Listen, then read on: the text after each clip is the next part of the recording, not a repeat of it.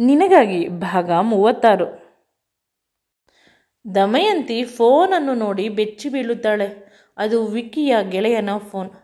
ನೆನ್ನೆ ಏನೋ ತುಂಬ ಎಮೋಷ್ನಲ್ ಆಗಿದ್ದಳು. ಜೋಶಲ್ಲಿ ಕಾಲ್ ಮಾಡಿಬಿಟ್ಟಳು. ಆದರೆ ಈಗ ಅವಳಿಗೆ ತುಂಬ ಭಯವಾಗುತ್ತಿದೆ ಅವನ ಜೊತೆ ಮಾತನಾಡಲು. ವಿಕ್ಕಿಯ ಜೊತೆ ಮಾತನಾಡಿದ ಮೇಲೆ ನಿನ್ನ ಜೊತೆ ಮಾತನಾಡುವೆ ಅಂತ ಹೇಳಿದ್ದ.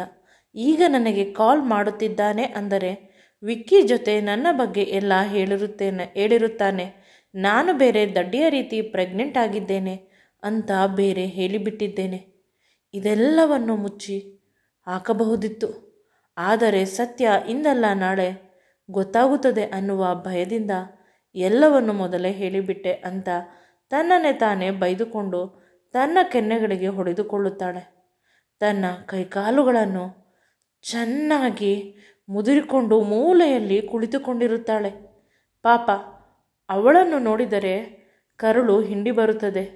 ಏನು ಮಾಡಬೇಕು ಅಂತ ತಿಳಿಯುತ್ತಿಲ್ಲ. ಮುಂದೆ ವಿಕ್ರಮನ್ನು ಬಿಟ್ಟು ನನ್ನ ಕೈಯಲ್ಲಿ ಬದುಕಲು ಸಾಧ್ಯವಿಲ್ಲ. ಎಷ್ಟು ನೋವು ಕೊಟ್ಟ, ಅದಕ್ಕಿಂತ 1000 ಪಟ್ಟು ಖುಷಿ ಕೊಟ್ಟಿದ್ದಾನೆ ಅಂತ ಅಳುತ್ತಿರುತ್ತಾಳೆ. ಮತ್ತೆ ಅವಳ ಫೋನ್ ಪದೇ ಪದೇ ರಿಂಗಾಗುತ್ತಿರುತ್ತದೆ. ಆದರೆ ಅವಳು ಭಯದಿಂದ ಎತ್ತುತ್ತಿರುವುದಿಲ್ಲ. ಅವಳ ಬಳಿ ಯಾವುದೇ ಆಪ್ಷನ್ ಇರುವುದಿಲ್ಲ.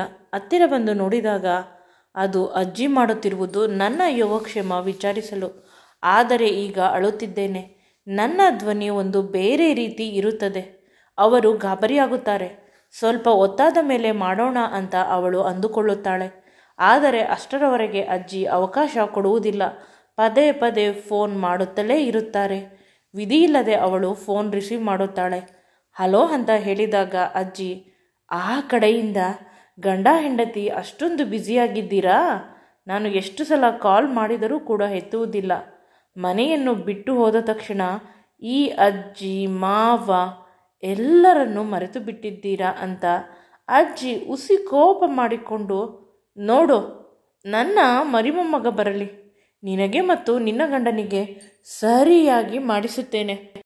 ನೀನು ಹೊಟ್ಟೆಯಲ್ಲಿದ್ದಾಗ ನಿನ್ನ ಅಮ್ಮ ನನ್ನನ್ನು ದೂರ ಇಟ್ಟಳು ಅಂತ ನಿನ್ನ ಮೇಲೆ ಚಾಡಿ ಹೇಳುವೆ ಅಂತ ಅಜ್ಜಿ ಹೇಳುತ್ತಿದ್ದರು.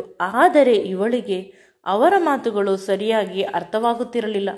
ಅವಳು ಬೇರೆಯ ಲೋಕದಲ್ಲಿ ಇದ್ದಳು.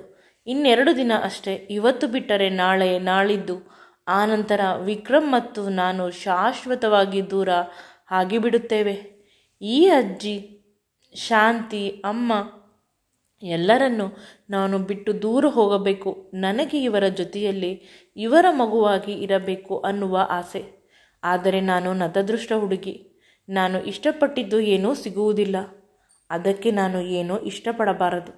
ಆದರೆ ಇವರುಗಳು ತೋರಿಸುವ ಕಾಳಜಿ, ವಿಕ್ರಮ್ ತೋರಿಸುವ ಪ್ರೀತಿಯಿಂದ ನಾನು ದೂರ ಹೋಗಿ ಹೇಗೆ ಬದುಕುತ್ತೇನೆ ಅನ್ನುವ ಯೋಚನೆಯಲ್ಲಿ ಅವಳು ಇದ್ದರೆ ಅಜ್ಜಿ ಮಾತನಾಡುತ್ತಲೇ ಇದ್ದಾರೆ. ಕೊನೆಗೆ ಶಾಂತಿ ಜೋರಾಗಿ ಕಿರುಚುತ್ತಿದ್ದಾರೆ. ಯಾಕೆ, ಏನಾಯಿತು ಅಂತ ಕೇಳಿದೆ.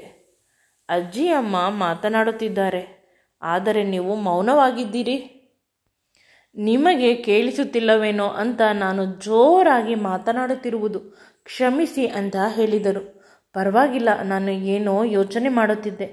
ಅಪ್ಪ ಅವರ ಬಗ್ಗೆ ಯೋಚನೆ ಮಾಡುತ್ತಿದ್ದೀರಾ? ಆದರೆ ವಿಕ್ರಮ್ ಅಪ್ಪ ಅವರು ಅಲ್ಲೇ ಇದ್ದಾರೆ. ನಿಮಗೆ ಬರುವ ಪುಟ್ಟ ಕಂದಮ್ಮನ ಬಗ್ಗೆ ಯೋಚಿಸುತ್ತೀರಾ ಅಷ್ಟೇ ಅಲ್ಲವೇ? ಇನ್ನೇನು ಯೋಚನೆ ಇದ್ದರೂ ನನಗೆ ಮತ್ತು ಅಜ್ಜಿಗೆ ಹೇಳಿ. ನಿಮಗೆ ಚಂದದ ಒಡವೆ ಹಾಕಿಕೊಳ್ಳಬೇಕು, ಸೀರೆ ಹುಟ್ಟಿಕೊಳ್ಳಬೇಕು, ಅಥವಾ ಏನಾದರೂ ಚೆನ್ನಾಗಿ ಇರುವುದು ತಿನ್ನಬೇಕು. ಈ ರೀತಿಯ ಬಯಕೆಗಳು ಬರುವುದು ಸಹಜ. ಅವೆಲ್ಲವನ್ನು ನಾವು ತೀರಿಸುತ್ತೇವೆ. ಯಾವುದೇ ಆಸೆಯನ್ನು ಮನಸ್ಸಿನಲ್ಲಿ ಇಟ್ಟುಕೊಳ್ಳಬೇಡಿ. ಮಾವ ಅವರು ನಿಮಗೆ ಅಂತ ಡೈಮಂಡ್ ಸೆಟ್ಟನ್ನು ತಂದಿದ್ದಾರೆ. ಅದೆಲ್ಲ ಏಕೆ ಅಂತ ತುಂಬ ಮೃದುವಾಗಿ ದಮಯಂತಿ ಹೇಳಿದಳು. ಅದೆಲ್ಲ ಏಕೆ ಎಂದರೆ, ನೀವು ಇಷ್ಟೊಂದು ಖುಷಿಯ ವಿಷಯವನ್ನು ಕೊಡುತ್ತಿದ್ದೀರಾ. ನಿಮ್ಮ ಮದುವೆಯಲ್ಲೂ ಕೂಡ ಇವರು ನಿಮಗೆ ಯಾವುದೇ ಒಡವೆಯನ್ನು ಕೊಟ್ಟಿಲ್ಲವಂತಲ್ಲ. ಅರ್ಜೆಂಟಾಗಿ ಮದುವೆ ಆಯಿತು ಅಂತ. ಇಲ್ಲ ಅಮ್ಮ, ತುಂಬ ಒಡವೆ ಮಾಡಿಸಿದ್ದಾರೆ. ನಾನು ಹಾಕಿಕೊಂಡಿದ್ದೇನೆ, ಹೌದು. ಆದರೆ ಅದೆಲ್ಲವನ್ನು ನಿಮ್ಮ ಅಕ್ಕನಿಗೆ ಮಾಡಿಸಿದ್ದು. ನಿಮ್ಮ ಹೆಸರಲ್ಲಿ ಯಾವುದೇ ಒಡವೆ ಮಾಡಿಸಿಲ್ಲವಲ್ಲ. ಅದಕ್ಕೆ ಅಜ್ಜಿ ನಿನಗೆ ತುಂಬ ಒಡವೆ ಕೊಡಬೇಕು ಅಂತ ಹೇಳಿದರು. ಕೊಟ್ಟಿದ್ದಾರಲ್ಲ, ಅದು ಅಜ್ಜಿಯ ವಂಶದ್ದು. ಅದೆಲ್ಲ ಲೆಕ್ಕಕ್ಕಿಲ್ಲ. ಈಗ ನಿಮಗೆ ಒಂದು ಡೈಮಂಡ್ ಸೆಟ್ಟನ್ನು ತೆಗೆದಿಟ್ಟಿದ್ದಾರೆ. ಸೀಮಂತದ ಸಮಯಕ್ಕೆ ಇನ್ನೂ ಒಂದೆರಡು ಸೆಟ್ ಒಡವೆಯನ್ನು ಮಾಡಿಸಿಕೊಡುತ್ತಾರಂತೆ. ಮಗು ಆದ ಮೇಲೆ ಬಾಣಂತನಕ್ಕೆ, ನಾಮಕರಣಕ್ಕೆ ಆ ಸಮಯದಲ್ಲಿ ಒಂದೆರಡು ಸೆಟ್ಟು ಮಾಡಿಸೋಣ ಅಂತ ಮಾವ ಹೇಳಿದರು. ಈಗ ತಂದಿರುವ ಡೈಮಂಡ್ ಸೆಟ್ ತುಂಬ ದೊಡ್ಡದು. ಹಾರ ಮತ್ತು ನೆಕ್ಲೆಸ್ ಎರಡೂ ಇದೆ. ಬಳೆಗಳು 8, ಈ ಕೈಗೆ 4, ಈ ಕೈಗೆ 4 ಚೆನ್ನಾಗಿದೆ. ಅದನ್ನು ಕೇಳಿ ನನಗೆ ಹಿಂಸೆ ಆಗುತ್ತಿದೆ. ಅದೆಲ್ಲ ನನಗೆ ಬೇಡ, ನನಗೆ ಒಡವೆ ಎಂದರೆ ಇಷ್ಟವಿಲ್ಲ ಅಂತ ಜೋರಾಗಿ ಕಿರುಚಿದೆ. ಆಗ ಶಾಂತಿ, ಸರಿಯಮ್ಮ, ನೀವು ಊಟ ಮಾಡಿ ರೆಸ್ಟ್ ಮಾಡಿ ಮಲಗಿ, ನಾನು ನಾಳೆ ಮಾಡುತ್ತೇನೆ ಅಂತ ಫೋನ್ ಕಟ್ ಮಾಡಿಬಿಟ್ಟಳು. ಮೊದಲ ಬಾರಿ ಶಾಂತಿಯ ಜೊತೆ ಇಷ್ಟು ಕೋಪದಲ್ಲಿ ನಾನು ಮಾತನಾಡಿದ್ದು. ಆದರೆ ನನ್ನ ಕಷ್ಟ ಯಾರಿಗೂ ಗೊತ್ತಿಲ್ಲ. ಅವರೆಲ್ಲ ಅವರಿಗೆ ಇಷ್ಟ ಬಂದ ಹಾಗೆ ಮಾತನಾಡುತ್ತಾರೆ.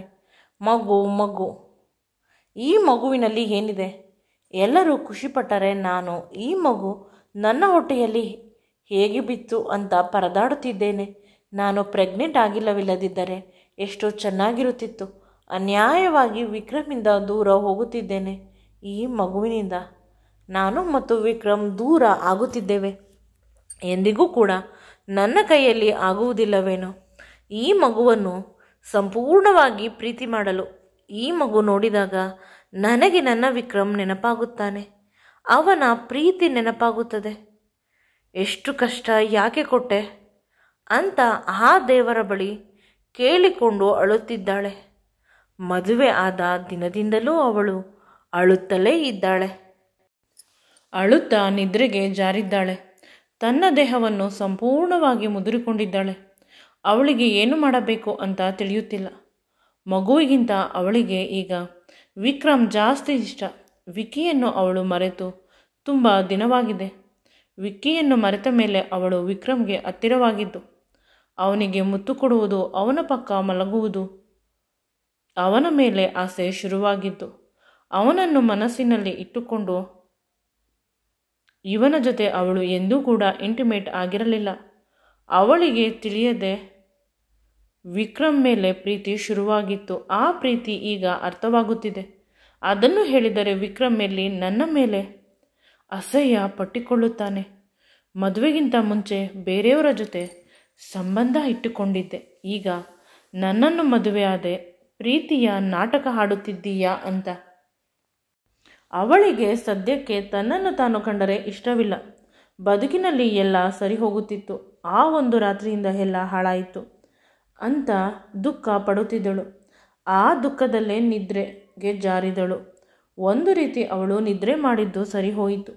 ಇಲ್ಲವಾದರೆ ಇನ್ನೂ ನೋವು ತಿನ್ನುತ್ತಿದ್ದಳು. ವಿಕ್ರಮ್ ಸ್ಮೋಕ್ ಮಾಡುತ್ತಲೇ ಇದ್ದಾನೆ. ರೂಮಿನಿಂದ ಬಂದ ಸಮಯದಿಂದಲೂ ಲೆಕ್ಕವಿಲ್ಲ ಸಿಗರೆಟ್ ಪ್ಯಾಕ್ಗಳು ಅಷ್ಟೊಂದು ಹಾಕಿದ್ದಾನೆ. ಹಿಂದೆಯಿಂದ ಯಾರೋ ಬಂದು ಅವನು ಸೇದುತ್ತಿದ್ದ ಸಿಗರೇಟನ್ನು ಕಿತ್ತು ಬಿಸಾಕಿದರು. ನೀನು ಈ ರೀತಿ ಮಾಡಿದರೆ ಹೇಗೆ? ನನಗೆ ಪ್ರಾಮಿಸ್ ಮಾಡಿದ್ದೆ ಅಲ್ಲವೇ ಇದೆಲ್ಲವನ್ನು ಕಂಪ್ಲೀಟ್ ಆಗಿ ನಿಲ್ಲಿಸಿ ಬಿಡುತ್ತೇನೆ ಅಂತ. ಅಜ್ಜಿ ಹೇಳಿದರು ನಿನ್ನ ಹೆಂಡತಿ ಪ್ರೆಗ್ನೆಂಟ್ ಆಗಿದ್ದಾಳೆ ಅಂತ. ಅವಳಿಗೆ ನೋವಾಗುವ ಕೆಲಸ ಹೇಗೆ ಮಾಡುತ್ತೀಯಾ? ಈ ರೀತಿ ಇದ್ದರೆ ಸರಿ ಇರುವುದಿಲ್ಲ. ನನಗೆ ಪುನಃ ನನ್ನ ಮುದ್ದು ವಿಕ್ರಮ್ ಬೇಕು. ನಿನ್ನ ಮುಖವನ್ನು ನೋಡಿಕೊಂಡಿದ್ದೀಯಾ? ಕಣ್ಣುಗಳು ಎಷ್ಟು ಒಳಗಡೆ ಹೋಗಿದೆ.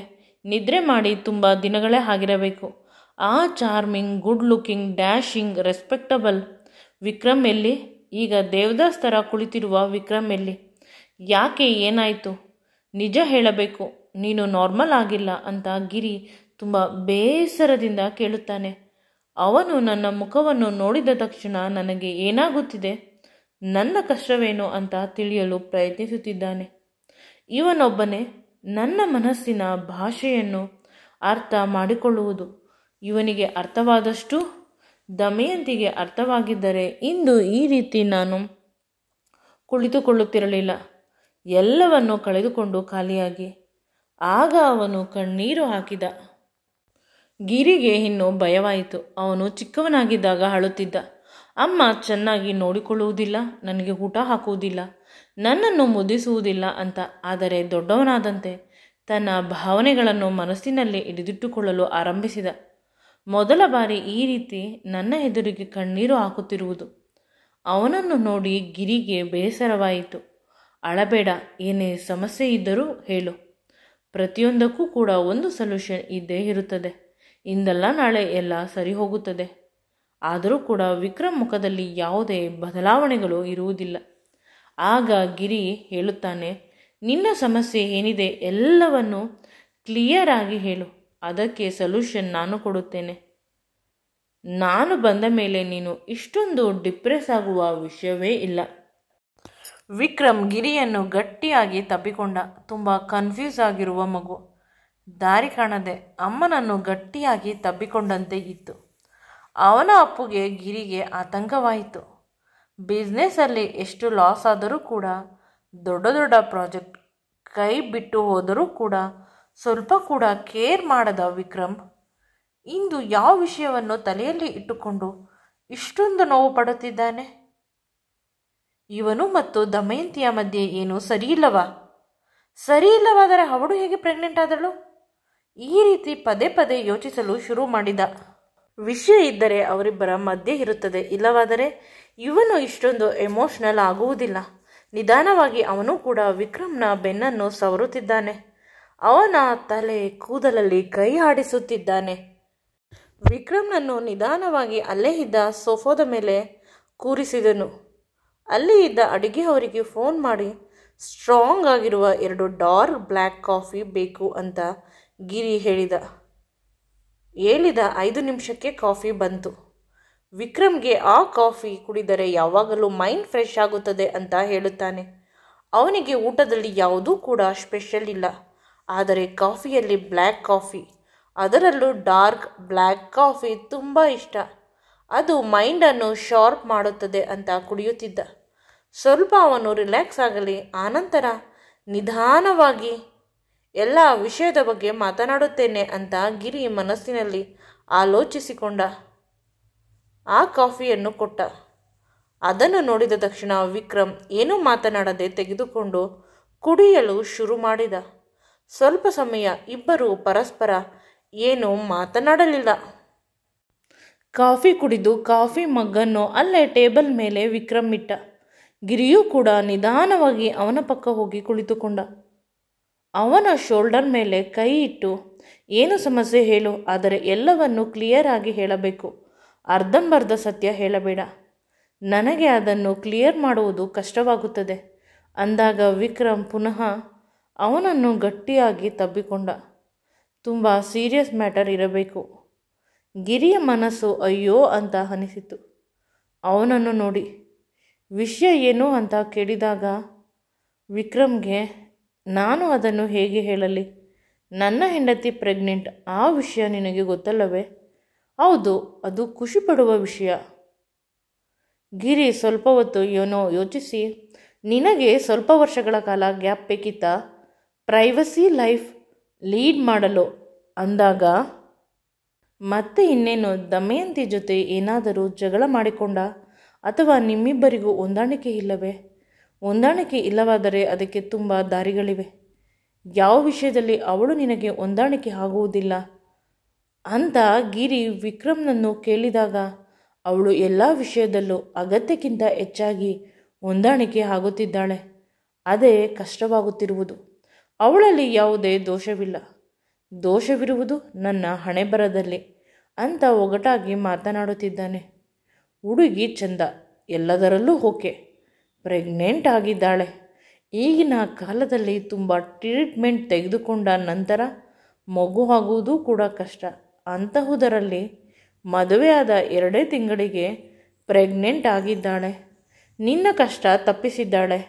ಮತ್ತೆ ಇನ್ನೇನು ಸಮಸ್ಯೆ ಅಂತ ಕೇಳಿದ. ಏನನ್ನೋ ಹೇಳಲು ಬಾಯಿ ತೆಗೆದ. ಅಷ್ಟರಲ್ಲಿ ಡೋರನ್ನು ಯಾರೋ ತಟ್ಟಿದರು. ವಿಕ್ರಮ್ ಹೋಗಿ ನೋಡಿದ. ಸೈನ್ ಮಾಡಿ ಅವರು ಕೊಟ್ಟ ಕೊರಿಯರನ್ನು ತೆಗೆದುಕೊಂಡ. ಅವರನ್ನು ಕಳಿಸಿದ. ಗಿರಿಗೆ ಅವನು ತೆಗೆದುಕೊಂಡ ಕೊರಿಯರ್ ಮೇಲೆ ಕಣ್ಣೊಯ್ಯಿತು. ಅದು ಯಾವುದೋ ಪೇಪರ್, ಲಾಯರ್ ಆಫೀಸಿನಿಂದ ಬಂದಿರುವುದು. ಮೇಲ್ನೋಟಕ್ಕೆ ಹಾಗೆ ಕಾಣಿಸುತ್ತಿದೆ. ಹತ್ತಿರ ಹೋಗಿ ಅವನ ಕೈಯಿಂದ ಕಿತ್ತುಕೊಂಡ. ಪುನಃ ಇದನ್ನು ನನಗೆ ಕಾಣದಂತೆ ಮರೆಮಾಚುತ್ತಾನೆ. ವಿಕ್ರಮ್, ಅದು ಬಿಡು, ಯಾವುದೋ ಕೆಲಸಕ್ಕೆ ಬಾರದ ಪೇಪರ್. ನೀನು ಯಾಕೆ ಅಷ್ಟೊಂದು ಕಷ್ಟಪಡುತ್ತಿದ್ದೀಯಾ? ಅಷ್ಟೊಂದು ಇಂಟ್ರೆಸ್ಟ್ ತೋರಿಸುತ್ತಿದ್ದೀಯಾ ಅದರ ಮೇಲೆ ಅಂತ ಪದೇ ಪದೇ ಹೇಳಿದರು. ಈ ವಿಡಿಯೋ ನಿಮಗೆ ಇಷ್ಟವಾಗಿದ್ದಲ್ಲಿ ನನ್ನ ಚಾನಲನ್ನು ಲೈಕ್ ಮಾಡಿ, ಶೇರ್ ಮಾಡಿ ಮತ್ತು ಸಬ್ಸ್ಕ್ರೈಬ್ ಮಾಡಿ. Thank you.